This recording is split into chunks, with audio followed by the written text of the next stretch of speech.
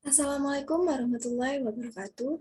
Perkenalkan, saya Ayu Putri Komalasari, mahasiswa Fakultas Teknik Universitas Negeri Malang, Departemen Teknik Sipil, Prodi S1 Pendidikan Teknik Bangunan. Jadi, di kesempatan kali ini, saya akan membahas mengenai karakteristik mekanik material.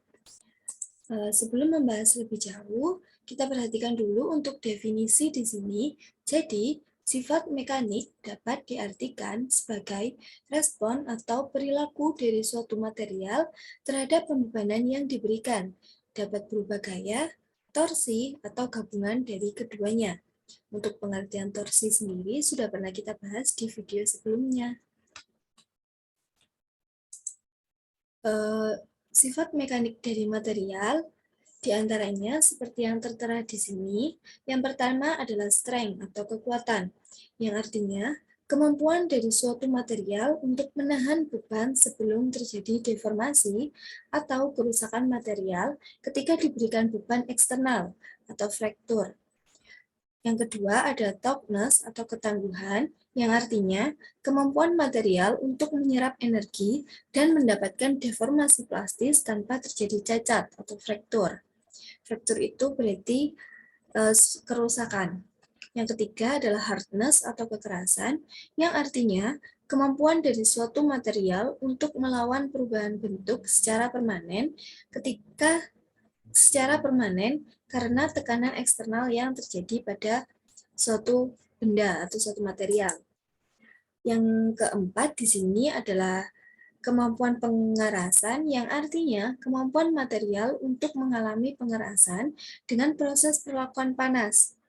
Selanjutnya yang kelima ada breathness atau kerapuhan getas, yang artinya menunjukkan seberapa mudah suatu material mengalami retak ketika diberikan gaya atau beban.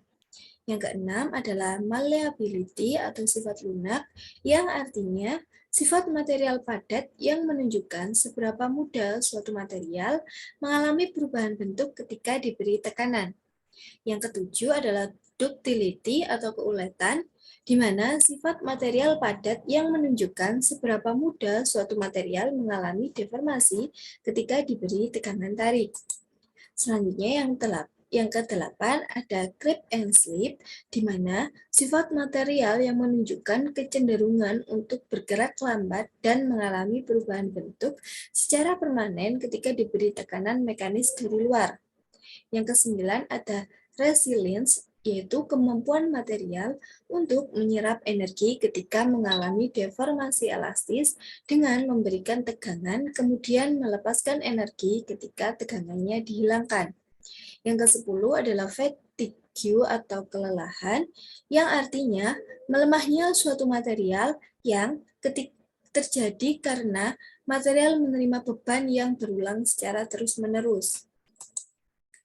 Di video kali ini, untuk sifat karakteristik dari material ini akan dibahas dengan 3 bagian.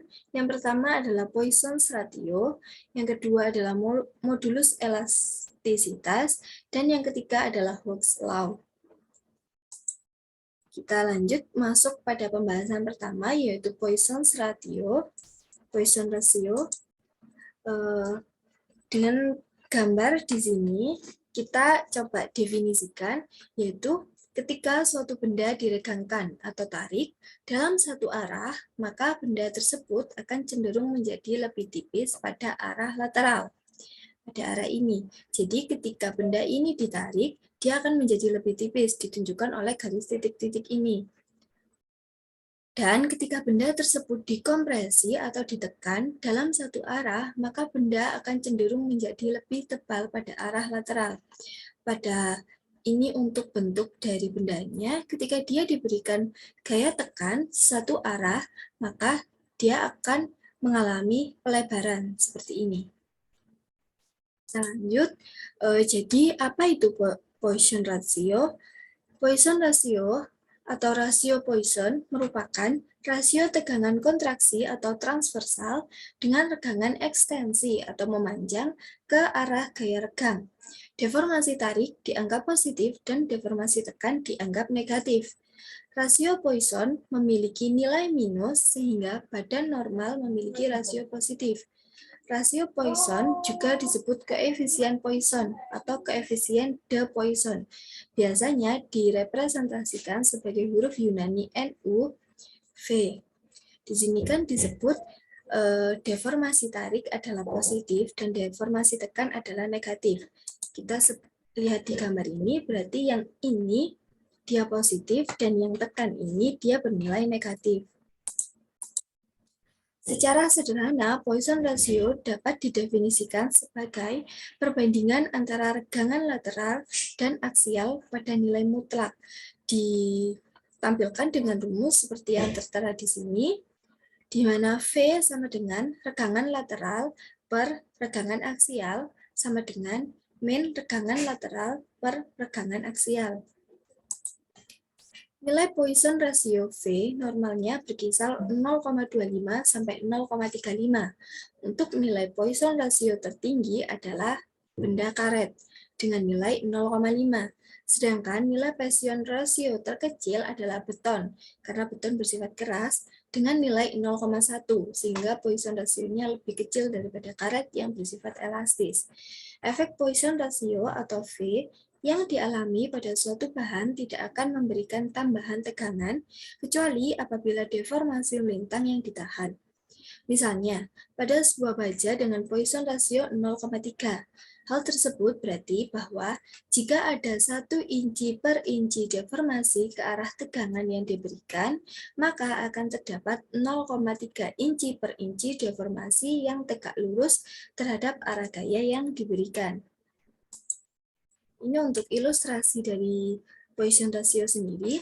Untuk benda awalnya yang berbentuk hijau, ketika dia diberikan gaya tarik ke satu arah, maka akan mengalami pengecilan luas yang ditunjukkan oleh yang berwarna merah.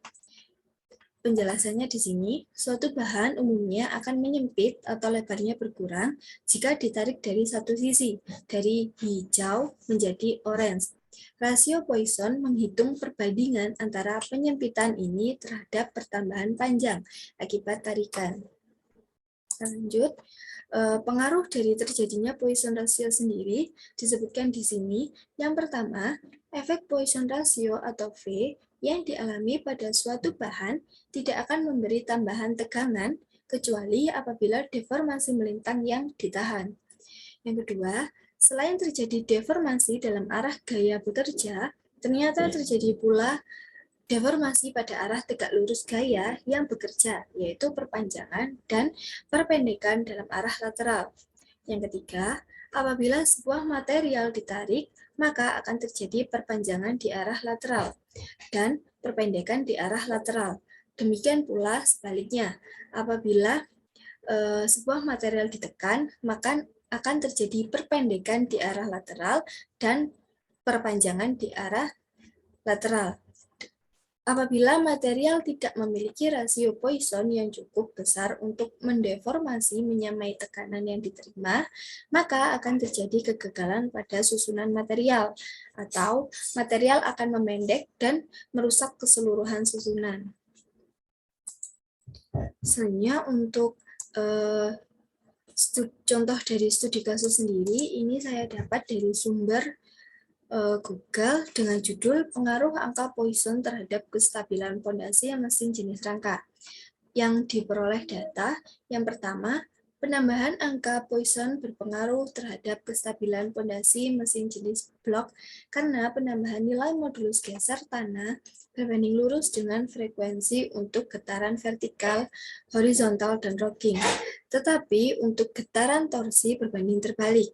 Yang kedua, Penambahan angka Poisson berpengaruh terhadap nilai dari redaman, di mana pada masing-masing ragam getaran nilai dari redaman mulai dari frekuensi operasi mesin 1000 sampai 5000 rpm, semakin besar angka Poisson, maka semakin besar juga redaman. Redaman yang besar akan memperkecil kemungkinan terjadinya resonansi. Kita lanjut. Jadi kesimpulan dari studi kasus tadi, dari contoh yang saya ambil, kita bisa mengetahui bahwa salah satu dari penggunaan Poisson ratio ini adalah untuk mengamati jenis tanah pada suatu kedalaman tertentu, serta mengetahui mengenai sifat dan karakteristik tanah yang diteliti tersebut. Untuk contoh soalnya di sini ada sebuah batang dengan tebal 40 mm dan tebal 20 mm mendapat tarikan secara aksial 120 kN pada jarak panjang. Carilah perubahan panjang, lebar, dan ketebalan batang jika diketahui nilai E 200 GPa dan rasio Poissonnya 0,3. Untuk pembahasannya di sini diketahui T sama dengan 2 meter sama dengan 2 kali 10 pangkat 3 mm.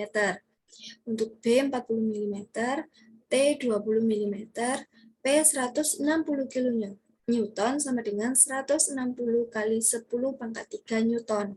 Dan untuk nilai E sama dengan 200 kali 10 pangkat 3 Newton per milimeter persegi. Dan untuk nilai Poisson rasionya sendiri adalah 1 per meter sama dengan 0,3. Lanjut, ini untuk pembahasannya. Yang pertama, kita cari perubahan panjang dengan rumus seperti yang tertera dan didapatkan hasil 2 mm. Untuk perubahan lebarnya adalah 0,001, sedangkan untuk regangan lateralnya adalah 0,0003. Jadi perubahan lebar yang terjadi adalah 0,012 mm. Dan untuk perubahan ketebalannya adalah 0,006 mm. Selanjutnya kita masuk ke pembahasan kedua, yaitu modulus elastisitas. Jadi, modulus elastisitas merupakan angka yang digunakan untuk mengukur objek atau ketahanan bahan untuk mengalami deformasi elastis ketika gaya diterapkan pada benda itu. Modulus elastisitas suatu benda didefinisikan sebagai kemiringan dari kurva tegangan regangan di wilayah deformasi elastis. Bahkan kaku akan memiliki modulus elastisitas yang lebih tinggi. Bahan yang kaku modulus elastisitasnya lebih tinggi atau lebih besar. Modulus elastisitas dapat dirumuskan dengan seperti ini. Modulus elastisitas sama dengan tegangan peregangan, di mana tegangan adalah gaya yang menyebabkan deformasi, dibagi dengan daerah di mana gaya diterapkan, dan regangan adalah rasio. Perubahan beberapa parameter panjang yang disebabkan oleh deformasi ke nilai asli dari parameter panjang. Jika stres diukur dalam Pascal, kemudian karena regangan adalah besaran tak berdimensi, maka satuan untuk regangan akan menjadi Pascal juga. Kita lanjut. Modulus elastisitas yang paling utama di sini ada 3. Yang pertama adalah modulus Young, yang kedua adalah modulus geser, dan yang ketiga adalah modulus Book. Modulus Young atau modulus tarik atau E menjelaskan elastisitas tarik atau kecenderungan suatu benda untuk merubah bentuk sepanjang sumbu ketika stres berlawanan diaplikasikan sepanjang sumbu itu. Itu didefinisikan sebagai rasio tegangan tarik terhadap regangan tarik. Yang kedua adalah modulus geser atau modulus kekakuan, menjelaskan kecenderungan sebuah objek untuk bergeser atau deformasi bentuk pada volume konstan ketika diberi kekuatan yang berlawanan, didefinisikan sebagai tegangan geser terhadap regangan geser. Yang ketiga adalah modulus Book atau disimbolkan dengan K, di mana ini menjelaskan elastisitas volumetrik atau kecenderungan suatu benda untuk berubah bentuk ke segala arah ketika diberi tegangan seragam ke segala arah. Didefinisikan sebagai tegangan volumetrik terhadap regangan volumetrik dan merupakan kebalikan dari kompresibilitas. Ini untuk rumus dari modulus Young sendiri, di mana kan tadi sudah disebutkan rumus modulus elastisitas adalah tegangan dibagi dengan regangan, sehingga diturunkan menjadi rumus yang seperti ini, di mana E merupakan modulus elastisitas atau N dengan satuan N per meter persegi, dan untuk yang simbol ini tegangan dengan simbol dengan satuan N per Newton per meter persegi. Untuk E adalah regangan, F merupakan gaya dengan satuan Newton, A adalah luas permukaan benda atau luas penampang dengan satuan meter persegi, L0 merupakan panjang awal benda, sedangkan untuk delta L merupakan pertambahan panjang benda, di mana untuk rumus tegangan sendiri merupakan gaya dibagi luas permukaan benda, dan untuk rumus regangan merupakan pertambahan panjang benda dibagi panjang awal benda. Kita lanjut, ini untuk gambaran dari materi ini untuk panjang awalnya yang disimbolkan dengan L. Sedangkan ini panjang ketika setelah mengalami stres atau tegangan tarik atau gaya tarik, sehingga dia mengalami pertambahan panjang yang dilambangkan dengan delta L. Sehingga rumus dari modulus Young ini seperti yang disebutkan tadi, yaitu stress per strain atau P per delta L per L, di mana unit regangan merupakan bilangan tanpa dimensi atau rasio dua satuan panjang. Maka modulus elastisitas mempunyai satuan yang sama dengan tegangan, yaitu Newton per meter persegi. Secara sederhana, modulus elastisitas atau modulus Young merupakan perbandingan tegangan dan regangan. Selanjutnya, kita perhatikan di sini ada diagram antara perbandingan tegangan atau stres dengan regangan atau strain. Di mana di sini titik merupakan titik luluh, ini merupakan titik tengah, dan ini merupakan titik putus. Di mana dari grafik ini, apabila sampai di titik A, pada daerah ini, apabila gaya atau tegangan dihentikan, maka benda akan kembali seperti semula. Apabila gaya yang diberikan berhenti di sini atau di area ini, maka benda tadi akan kembali ke bentuk semula. Dan apabila tegangan diperbesar lagi sampai batas titik B, maka antara regangan dan tegangan tidak lagi linear.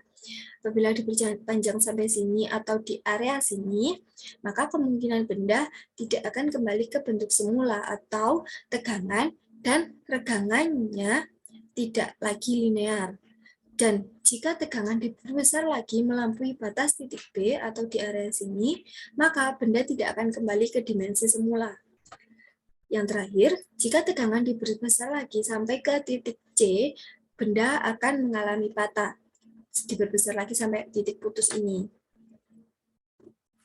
Kita lanjut. Persamaan dari perbandingan tegangan dan regangan pada modulus Young digambarkan seperti ini.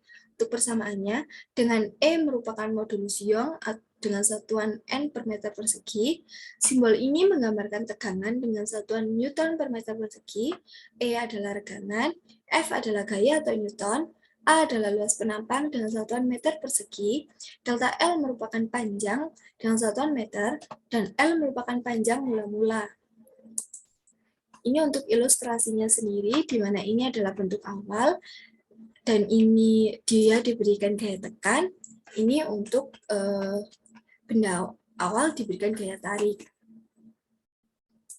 Di mana pengaruh dari gaya itu, yang pertama, jika suatu benda mendapat beban luar seperti beban desak, tarik, lenturan, dan puntiran, maka benda akan mengalami perubahan bentuk atau deformasi yang tergantung oleh jenis bahan dan besarnya pembebanan atau besarnya gaya yang diberikan kepada bahan.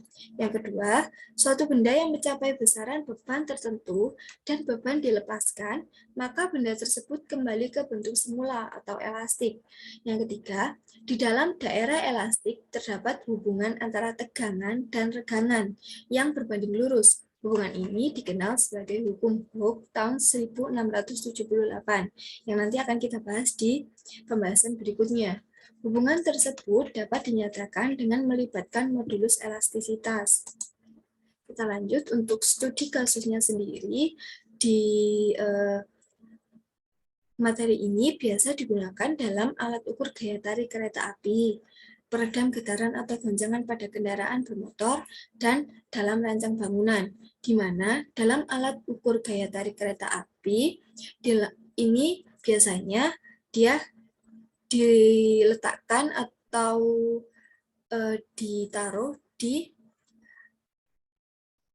antara gerbong ke gerbong untuk mengukur gaya tarik kereta api sesaat sebelum meninggalkan stasiun. Sedangkan yang kedua, sebagai peredam getaran ini, goncangan pada kendaraan, penyangga badan kendaraan bermotor dilengkapi dengan pegas yang kuat sehingga goncangan yang terjadi pada saat kendaraan bermotor tidak rata dapat diredam. Dengan demikian, keseimbangan mobil dapat dikendalikan. Sedangkan dalam rancang bangunan ini, untuk menentukan jenis logam yang digunakan dalam pembangunan sebuah tempat tinggal dan sarana prasarana seperti jembatan, jalan raya, rumah, dan sebagainya, maka modulus Young, tetapan pegas, dan sifat elastisitas logam secara umum harus diperhitungkan. Untuk contoh dari studi kasusnya sendiri, saya mengambil dari sumber yang ada. Di sini dengan judul Analisa Modulus Elastisitas dalam Memproduksi Besarnya Keruntuhan Lateral Dinding Penahan Tanah pada Tanah Lunak. Dengan data yang diperoleh, nilai modulus elastisitas atau E tanah yang didapat melalui perhitungan lewat grafik menggunakan data hasil pengujian triaksial EU dengan nilai modulus elastisitas 50% atau E sama dengan 50, tanah hasil penarikan garis singgung pada grafik nilai modulus E, tanah tidak menunjukkan selisih atau perbedaan nilai yang signifikan, bahkan sangat mendekati antara satu dengan yang lain.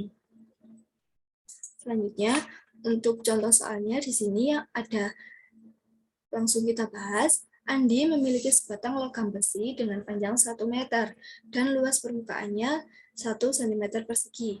Kemudian Andi menarik logam besi tersebut menggunakan mesin dengan gaya sebesar 5.000 Newton. Jika panjang akhir logam besi tersebut adalah 1,1 meter, berapa modulus elastisitas logam besi tersebut? Untuk pembahasannya di sini diketahui L0 sama dengan 1 meter, LT sama dengan 1,1 meter, A sama dengan 1 cm persegi atau sama dengan 1 kali 10 pangkat 4 meter persegi, dan F adalah 5.000 Newton. Untuk penyelesaiannya, kita lakukan yang pertama adalah mencari besar tegangan. Dengan rumus yang tertera di sini, didapatkan hasil 5 kali 10 pangkat 7 Newton per meter persegi. Untuk besar tegangannya sendiri, dengan rumus yang tertera di sini, didapatkan nilai besar tegangan adalah 0,1. Untuk modulus elastisitasnya, dengan rumus yang sudah kita bahas tadi, didapatkan hasil E sama dengan 5 kali 10 pangkat 8 Newton per meter persegi. Jadi, besar modulus elastisitas pada logam besi adalah sebesar 5 kali 108 Newton per meter persegi. Kita lanjut ke pembahasan ketiga atau pembahasan terakhir adalah Hooke's Law atau hukum Hooke, di mana bunyi hukum Hooke adalah jika gaya tarik yang diberikan pada sebuah bekas tidak melampaui batas elastis, maka bahan pertambahan panjang bekas berbanding lurus atau sebanding dengan gaya tariknya. Ini untuk pengertian atau definisinya dengan penggambaran di sini. Hukum Hooke adalah hukum tentang gaya ilmu fisika yang diakibatkan oleh sifat elastisitas dari sebuah bir atau pegas. Besarnya gaya Hooke ini secara proporsional akan berbanding lurus dengan jarak pergerakan bekas dari posisi normalnya. Ini untuk gambarannya sendiri. Ini yang ini disimbolkan dengan L atau panjang awal, dan untuk pertambahannya adalah delta L. Dan untuk bebannya sendiri dia disebut F, di mana perbandingannya ini F, dan pertambahan panjangnya dia berbanding lurus. Kita lanjut. Ini untuk diagram hubungan antara gaya dengan pertambahan panjang. Yang lebih jelasnya di mana yang sini menggambarkan gaya dan ini pertambahan panjang, di mana yang A adalah batas linearitas dan yang C adalah titik putus, di mana daerah yang ada di sini disebut daerah elastis, dan untuk daerah antara B dan C adalah daerah plastis, sedangkan untuk apabila benda yang diberikan itu mencapai pada pembebanan di titik C, akan putus atau rusak. Kita lanjut ke pembahasan selanjutnya. Di sini untuk rumusnya sendiri disebutkan F sama dengan K kali delta L. Saat pegas ditarik suatu beban dengan gaya F, pegas memberikan gaya pada beban. Besarnya sama dengan gaya yang menarik atau berbanding lurus tadi. Tapi arahnya berlawanan sesuai dengan hukum 3 Newton, di mana F aksi sama dengan min F reaksi. Gaya ini disebut gaya pemulih atau gaya pegas, atau FP, di mana untuk keterangannya FP sama dengan min K kali delta L, atau F ini adalah gaya pada bekas dengan satuan Newton, K merupakan konstanta bekas dengan satuan Newton per meter, dan delta L merupakan pertambahan panjang bekas dengan satuan meter. Selanjutnya di sini juga dijelaskan, hukum Robert Hooke menyatakan bahwa deformasi material berbanding lurus dengan beban yang diterapkan secara eksternal pada material. Menurut hukum Hooke, setiap badan material atau bahan akan berdeformasi jika pada badan itu dibebani gaya luar. Di sini juga dijelaskan, deformasi elastis merupakan benda dalam keadaan reversible atau deformasi yang akan kembali ke bentuk awal apabila beban yang diberikan dihilangkan. Selanjutnya untuk deformasi plastis merupakan benda dalam keadaan inversible atau perubahan bentuk benda secara permanen dikarenakan beban yang diberikan tadi yang menyampai ke titik C tadi atau melewati dari titik B. Ini untuk ilustrasinya, apabila bendanya bersifat elastis, maka seperti yang tergambar di sini, bentuk awalnya saat diregangkan akan menjadi seperti ini, dan untuk bentuk akhirnya dia akan sama dengan bentuk awal. Sedangkan apabila bersifat plastis, seperti yang tergambarkan di sini, bentuk awalnya seperti ini, dan ketika diberikan gaya tarik, maka bentuk akhirnya dia akan tidak bisa kembali ke bentuk awal. Pengaruh dari hukum dari gaya ini adalah apabila F diperbesar sampai pada batas linearitas A, benda bekas dapat kembali pada bentuk awal setelah F dihilangkan. Ini sebenarnya kembali lagi pada diagram ini. Langsung kita kembali lagi, apabila F terus diperbesar sampai melampaui daerah plastis atau B, maka benda bekas semakin memanjang ke atas dan tidak bisa kembali ke bentuk awal. Dan jika F terus diperbesar sampai pada titik C putus, maka benda akan putus atau rusak. Untuk contoh soalnya, seperti yang dibahas di sini, sebuah bekas dengan konstanta sebesar 1000 Newton per meter ditarik dengan gaya sebesar 100 Newton. Berapakah pertambahan panjang bekas tersebut? Langsung kita masuk ke pembahasan. Jika diketahui nilai K 1000 Newton per meter, F adalah 100 Newton, maka berapa nilai dari pertambahan panjangnya? Penyelesaiannya, besar pertambahan bekas jika dihitung menggunakan rumus hukum Hooke seperti yang tertera di sini, F sama dengan K kali delta L, dan didapatkan hasil 0,1 meter. Jadi pertambahan bekasnya setelah diberikan gaya sebesar 100 Newton adalah sebesar 0,1 meter. Demikian pembahasan materi dari saya. Semoga ini bermanfaat untuk saya dan kita semua. Mohon maaf apabila ada salah-salah kata atau salah dalam penyampaian. Saran dan masukan sangat diharapkan. Terima kasih untuk perhatiannya. Wassalamualaikum warahmatullahi wabarakatuh.